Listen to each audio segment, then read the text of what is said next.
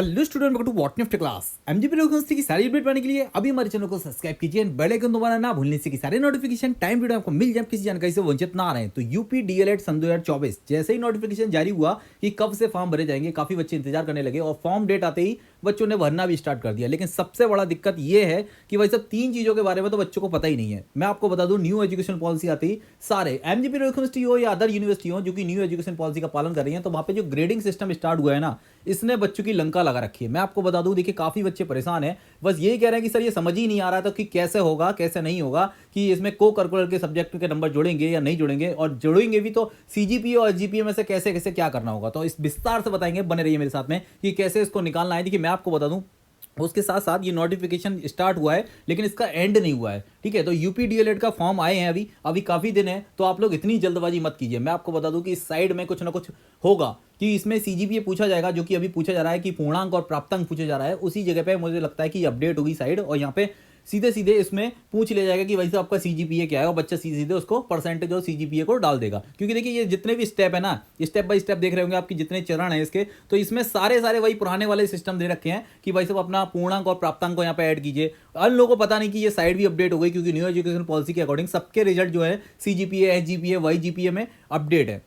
ठीक है, अब हम बात करेंगे भाई साहब इनके नंबर कैसे निकलेंगे, कि मैक्सिमम मार्क्स जो होते हैं हमारे टोटल, वो नंबर कैसे निकलेगा, और उसके बाद में जो प्राप्तांक है वो कैसे निकलेगा। तो उसके बारे में बात करेंगे विस्तार से। देखिए नाम वगैरह तो ये सब लोग आप जो भर लेंगे, लेकिन लास्ट में देख रहे हैं ना, बस इसका दिक्कत आ रहा है। और एक दिक्कत आ रहा है कि यहाँ पे जो यहाँ पे पूछा जा रहा है कि वैसे सीरियल नंबर बता दीजिए मार्कशीट का, वो कहाँ से लिखेंगे, क्योंकि मार्कशीट तो अभी आई नहीं है। अभी एमजीपी यूनिवर्सिटी के रिजल्ट आए हैं, उसके बाद में बस केवल ऑनलाइन साइट पे ही पड़ा हुआ है, रिजल्ट अभी तक आपके हाथ में आया ही नहीं। तो कैसे आप बताएंगे कि उसकी मार्क क्या है। तो यहाँ पे तो हम एक ऑप्शन है कि भाई साहब अभी बात हुई थी एक बच्चे की एमजीपी यूनिवर्सिटी में, तो वहां से इन्फॉर्मेशन पता लगी कि भाई साहब आप उसमें क्या है कि देखिए उड़ते उड़ते बात है, ऐसा नहीं कह सकते कि ये 100% सटीक है, क्योंकि हो सकता है कि उनको भी नहीं पता हो इस बारे में। तो मैं आपको बता दूं कि उन्होंने एक ऑप्शन बता दिया कि यहाँ पे इनवॉल्व नंबर को डाल दीजिए। लेकिन अब क्या ये सच है क्या नहीं है, कि उससे काम चलता है नहीं चलता। लेकिन सबसे ज़्यादा दिक्कत ये है कि भाई साहब ये बता दीजिए कि टोटल कितना होगा, और ये यहाँ पे हमने प्राप्तांक कैसे प्राप्त किए। तो देखिए अगर मैं आपको बात करूं कि ये बीए का रिजल्ट है, आप देख रहे हैं ये बीए 6 सेमेस्टर का रिजल्ट है, इसमें सीधे सीधे देखिए एक ऑप्शन दिखा देता हूं मैं, सेम डिक्टो दिख रहा है।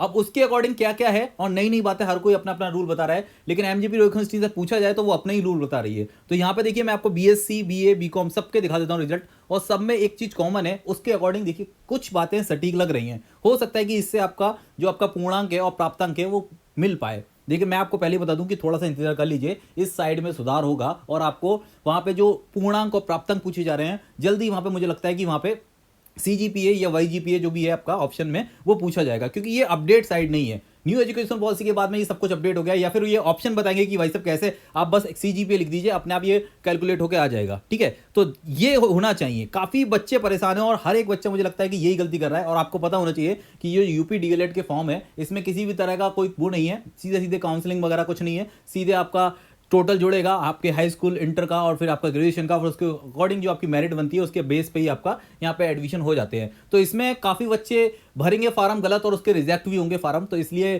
थोड़ा सा ध्यान रखिए। मैं आपको बता दूं कि लास्ट डेट नहीं है, अभी डेट स्टार्ट हुई है। ऐसा नहीं है कि आपको अभी बाद में भरेंगे और आपका हाई है, आपका 70% 80% ग्रेजुएशन में है, आपका 12th में भी ऐसा ही है, तो आपको साइड मतलब सीट ही नहीं मिलेगी, ऐसा कुछ भी नहीं है। ठीक है, काफ़ी बच्चे ये कमेंट कर रहे हैं कि सर अगर हमने जल्दी नहीं भरा, हमारे यहाँ के पड़ोसी लोग कह रहे हैं कि आपने जल्दी नहीं भरा तो फिर देर हो जाएगी, फिर आपको गवर्नमेंट सीट नहीं मिलेगी। तो ऐसा कुछ भी नहीं है यहाँ पे कि आपको सीट नहीं मिलेगी। अगर आपके मार्क अच्छे हैं, आपके नंबर अच्छे आए हैं, तो फिर आप सीट के लिए निश्चित हो जाइए। मैं आपको बता दूं, क्योंकि ये सीधा सीधा रूल ही इस पर काम करता है कि भाई साहब जितना परसेंटेज है उसका रूल बनेगा, उसी पे आपको सीधे सीधे आपको सीट मिलेगी। ठीक है, अब देख रहे हैं आप लोग, ये देखिए यहाँ पे अगर संख्या गिनी जाए यहाँ पे, तो ये सबके यहाँ पे जो क्रेडिट है ना, तो वो यहाँ पे आकर 23 होता है, चाहे बीए हो या बीएससी हो या बीकॉम हो। तो इसके अकॉर्डिंग भी काफी बच्चे, मैं बता रहा हूँ कि मुझे पता लगा कि ऐसे निकल रहा है। तो इसमें क्या होता है, इसको टोटल कीजिए और 100 से मल्टीप्लाई कर दीजिए, उसके बाद में जो निकलेगा वो आपका आएगा 2300।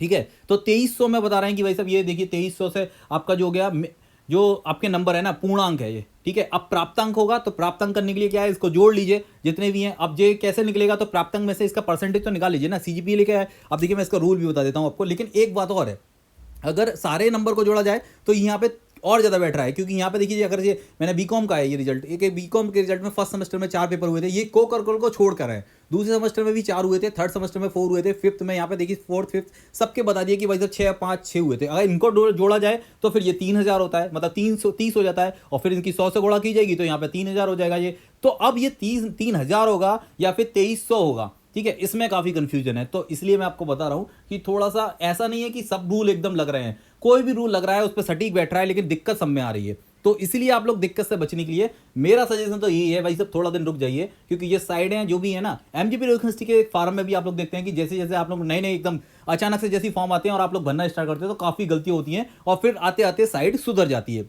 तो देखिए यहाँ पे कोई कहता है कि सीजीपीए में भाई साहब 10 से मल्टीप्लाई किया जाएगा। देखिए मैं आपको एक वो भी दिखा देता हूँ कि एक बच्चे ने मुझे मैसेज किया था कि सर यहाँ पे एमजीपी यूनिवर्सिटी ने उसने फोन किया था और उसको पता लगा कि भाई साहब सीजीपीए है, उसको 10 से मल्टीप्लाई कर दीजिए, आपका परसेंटेज निकल आएगा। लेकिन हमने आपकी लास्ट टाइम की वीडियो देखी, देख रहे हैं आप लोग यहाँ पे, एक मैसेज में बच्चे ने बताया था, लेकिन मैंने आपको लास्ट टाइम की वीडियो में बताया था कि 9.5 से मल्टीप्लाई कीजिए फिर आपका सीजीपीए निकलेगा। अब भाई क्या सही है क्या नहीं है ये आपके ऊपर है, आप लोग देख लीजिए जो भी है, लेकिन ऐसे हम निकालेंगे आपका परसेंटेज। अब परसेंटेज निकालने के बाद में जो मैंने बताया था कि भाई साहब अगर आपका जो ग्रेड्स है, ग्रेड के अकॉर्डिंग अगर आप जोड़ के रखते हैं तो यहाँ पर होता है 2300, तो 2300 का 68.31% लिख दीजिए सीधे सीधे गूगल पे, आपको पता लग जाएगी कि आपके कितने पूर्णांक प्राप्तांक हुए हैं। ठीक है, तो आपके पास पूर्णांक भी हो गया, प्राप्तांक भी हो गया, भर दीजिए। बाकी एक सबसे अच्छा सटीक जानकारी तो यही है कि थोड़ा सा इंतजार कर लीजिए, सब कुछ क्लियर हो जाएगा कि कैसे पूर्णांक भरा जाएगा और कैसे प्राप्तांक भरा जाएगा। बाकी वहां पे जो साइड है ना, डीएलएड की साइड में आपको ये नहीं पूछ रहा कि कितना कितना क्या भरना है, आप सीधे सीधे बस जो पूर्णांक है उसको ज्यादा और प्राप्तांक को कम कर दीजिए, कोई सा भी नंबर भर दीजिए,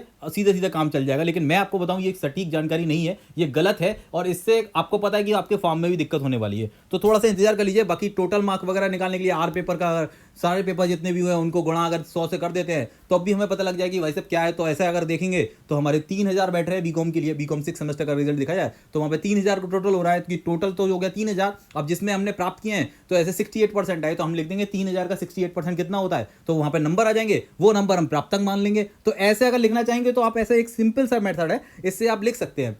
लेकिन मैंने आपको पहले ही बताया था कि थोड़ा सा इंतजार कर लीजिए। बाकी ये रूल जो है देख रहे हैं आप, साफ साफ दिख रहा है। अगर 30 से गुणा करते हैं, 30 सब्जेक्ट मानते हैं तो 3000 हुआ। 23 से अगर यहाँ पे देख रहे हैं जो लिखा था क्रेडिट सब में यही है, बीए बीएससी बीकॉम में, तो 23 से गुणा करते हैं तो 2300 हुआ। अब 2300 में से अगर लिखना है 80% आया आपका, तो 2300 का 80% कितना हुआ, अगर आपका फिर 3000 का अगर 30 में से देखना है तो 3000 का 80% लिख दीजिए, सीधे सीधे आपका प्राप्तांक आ जाएगा और आपके पास में पूर्णांक भी है प्राप्तांक भी है। और मैंने आपको बताया कि वहाँ पे अंक नंबर में जो पूछ रहा है कि मार्कशीट नंबर या फिर जो पूछ रहा है तो वहाँ पे अपना एनरोलमेंट नंबर भर दीजिए। तो ऐसे एक आप फॉर्म भर सकते हैं। लेकिन अब तक मैं आपको यही कह रहा हूँ, जानकारी यही दे रहा हूँ कि भाई साहब थोड़ा सा इंतजार कर लीजिए, इसमें क्या होने वाला है क्या ही नहीं होने वाला। क्योंकि न्यू एजुकेशन आते ही ना, न्यू एजुकेशन पॉलिसी जब से लागू हुई है काफी लोगों के नए नए विचार हुए हैं और नई नई जानकारी मिल रही है। अभी तक मिली जानकारी के अकॉर्डिंग मैंने आपको सारा बता दिया कि भाई साहब ऐसे ऐसा हो रहा है, जो कि काफी कमेंट कर रहे हैं ना आप लोग परेशान हो रहे हैं, तो मैंने आपको सारे रूल बता दिए कि जितने रूल अब तक फॉलो हो रहे हैं कि भाई ऐसे निकालना है ऐसे निकालना है, ये सारे के सारे कि भाई साहब को करिकुलर को छोड़ दीजिए, इन सब्जेक्ट को देख लीजिए, उन सब्जेक्ट को देख लीजिए,